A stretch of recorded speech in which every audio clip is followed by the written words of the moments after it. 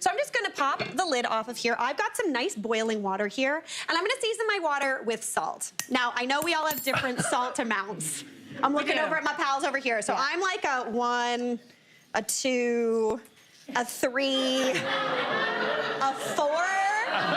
Okay, come on, Mary. Come on. Okay, wait, where did I lose you? Where did I lose you? I'm probably, I feel like sometimes the older you get, the less salt you sometimes need. Okay, yeah. So I'm like maybe a 2. Okay, a 2 is good. Shahir? I was happy at 3. Okay, happy at 3. I was like, I don't know. I just measure like this. Okay. I don't do the hand trick. Basically, when you're making pasta, you want to season the water because that's your first step to give additional flavor to those beautiful noodles. You want to treat them right. So we've got our pasta boiling, or our water boiling here. So I'm going to go in with about 350 grams of that beautiful radiatori. So just add that right on in and let it start cooking up. So I'm going to give that a little bit of a stir. And I just want that to cook just until it's al dente, something that feels good to you. This is not one of those pasta dishes that you want to continue cooking in the sauce. So you want this to be like the texture that you want to eat it at when it's done. Now, while that gets going, I'm going to head on over here and we're going to get to work on that beautiful ricotta situation. This is how you take your pasta from like Tuesday night to like, ooh, Friday? What's happening? This is so nice. So I've got a food processor here. If you don't have a food processor, you could do this in a bowl with a whisk. You're good to go. But I've also got 1.5 cups of ricotta cheese. Now, I love a good ricotta, super tasty. I usually buy the traditional one. There's ones that are smooth. There's ones that are light. Yeah. Do whatever you want. The traditional one I like. It has the nicest texture for me. Yeah. So I'm gonna pop that on into my food processor. And basically what I'm doing is I'm gonna whip this ricotta to give it an even creamier, smoother texture. So into there, I'm also gonna go in with about 1/2 cup of grated pecorino romano. Now, if you want, you could do Parmigiano Reggiano, which I feel like Alex Page you would do. I kind of like pecorino. I like pecorino too. Yeah. Oh. I like both. Oh, there you go. Shahir knows. Shahir knows how to bring the party. I think it's important. Yeah. Fitty. That's a political answer. Yeah, that's a good one. Honestly, I love pecorino romano because it's got a little bit more of like a funk to it because it's a sheep's cheese. So it's a little bit funkier, which I really like. But if you like that nuttiness, feel free to go. Parmigiano Reggiano. There you go. It was a little poem. Okay. Now, into there, we're also going to go in with the zest and juice of 1/2 of a lemon. Now, I'm adding this in here. First off, it's delicious. Ricotta is a pretty neutral cheese, so it does well with a little bit of extra flavor. But this is also going to help this kind of mixture mimic the sauce that we're making later. So I'm going to go in with the zest and the juice. Love that technique right there, the little cheeking. Cheeking. Yeah. Cheeking of the lemons. Cheeking? Yeah. You cut off the cheek, and then you get fewer seeds, and you can pick them out, because then all the seeds get left in here. Oh, cheeking. Yeah. Like the little cheek, like this, like a little, cheek. Cheeky. And you're cheeky. And you're cheeky. Yeah, exactly. We got it all. All right, we're gonna go in with that beautiful lemon juice. Season that up with some salt. I'm not gonna do any pepper because I want this to look creamy and white, but if you want, you could always do pepper. A little chili flake in there would be nice as well. And then I'm gonna go in with a little bit of olive oil. Just about 2 tablespoons. That's gonna help kind of bring a bit more fat into here and just bring this together. So now I'm just gonna blitz that up. It smells so good. I know, right? Yeah. It's so good. Now I blitz this until it looks a little bit fluffy. You want this to kind of start climbing up the sides. It gets a little bit fluffy, almost like a thick whipped cream kind of texture. That to me looks beautiful. It smells out of control. I'm gonna go in for a little taste. That would be good on toast. Yeah. Oh, it would be really good. No, it'd be even better on Shahir? Pasta. Oh my gosh, beautiful. That's good. That is, guys, that is so good. Now,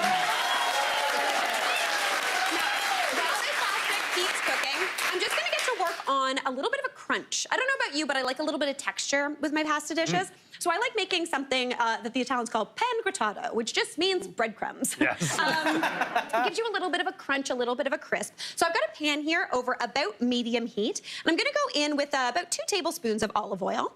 Then I'm gonna go in with about 1/2 cup of panko. Now, if you don't have panko, or you're like, whoa, Mary, panko is not a particularly Italian ingredient, you can feel free to swap this out with just a heel of bread. Before you make that ricotta mixture, blitz it up in your food processor, make little breadcrumbs. They'll be a little crispy, a little chewy. This is all crunch, which I love. I'm gonna season this up, let this get toasty and golden brown. Those noodles are cooking, that delicious ricotta is doing its. So far we've just toasted off some panko. It's nice and golden brown. If you don't have panko, you could use just a heel of bread. You could use whatever you got hanging around. Some crushed up crackers wouldn't even be amiss. I'm not gonna lie, it would work. All right, but now I'm just gonna transfer these on into a bowl.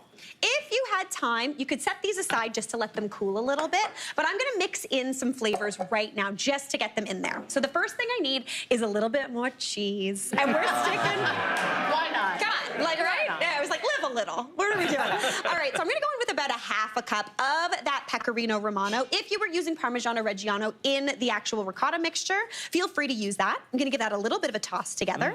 Then I'm gonna season that up, a little bit of salt, little bit of pepper. Looking beautiful.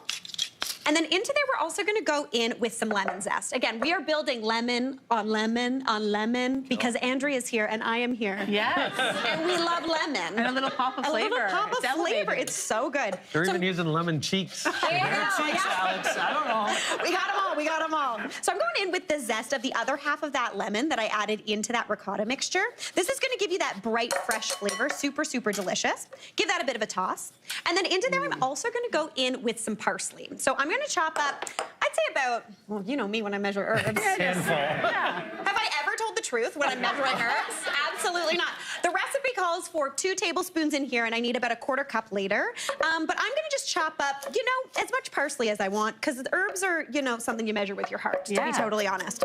So just give that a nice chop. I'm using flat leaf parsley. If you want, you could use a curly if you prefer that really, really green flavor. I like a flat leaf personally.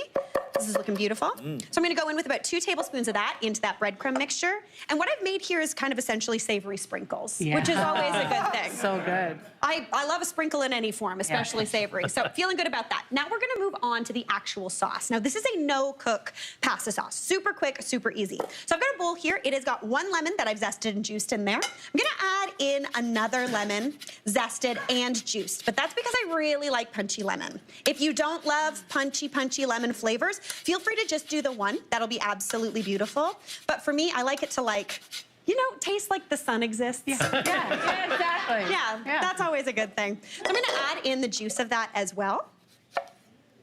I'm just doing whole, not doing a cheek this cheeks. time. No cheeks. Because I gotta do the whole lemon this We're time. cheek people now. I know. Shahir, I'm can't rocking your keep up. world. I don't even know what's going on. You never know where Mary's going to go with her lemon. It's true. You never know. It's wherever the wind takes Exactly. me. Yeah. All right, now into there we're gonna go in with another half cup of Pecorino Romano. Yeah. That's gonna help bring everything together. We're gonna go in with about that 1/4 cup of that parsley. And then for the kind of fat in this sauce, we're gonna go in with about 6 tablespoons of olive oil. This is when you know that olive oil that you've been saving for if a celebrity comes over? The really fancy one that you got gifted on Christmas? That's Mary. She's Yeah, no, but you know what I mean. You're Yeah, saving come to my house, Mary. they're not coming to my house either, but that oil's sitting in my cupboard. Fancy stuff. It's the fancy stuff. It's not getting used. This is when you use it. Because since you're not cooking it, it's gonna keep that beautiful peppery flavor, super, super nice and tasty. I put about 6 tablespoons in there. You could add another couple if you're feeling it, but honestly, right now, this looks beautiful. Now, for that salty, briny hit, I've got about a 1/4 cup of capers here. I love capers. So good. Yeah. So good. They're like little pickly guys, Oh, delicious. salty and beautiful. So give that a whisk together. Beautiful. Now, to bring this together, I'm actually just gonna pop this pasta into this bowl. So I have got what is known as a spider here. Don't worry, it's not scary. It's just a handheld strainer. I'm gonna lift that beautiful pasta out. Look at those little fun shapes. All those craggly bits are just gonna hold all of that sauce. We're just gonna kind of pop it in. Any pasta water that comes over is a good thing. That's just gonna hold the sauce together, almost act like Velcro to stick that sauce on there. And then all you need to do is give this a little bit of a toss. Shall I do it? Do it. Shall I do it?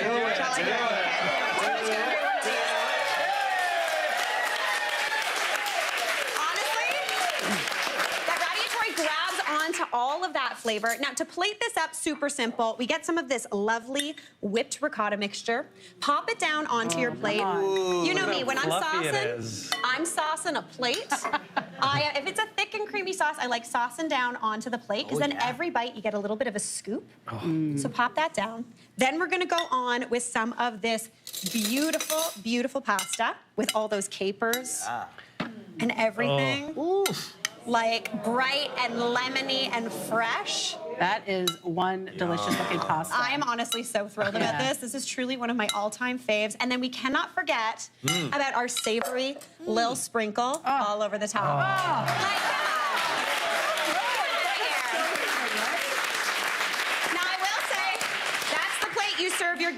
This is the bowl that you eat out of. Hey, Mary here.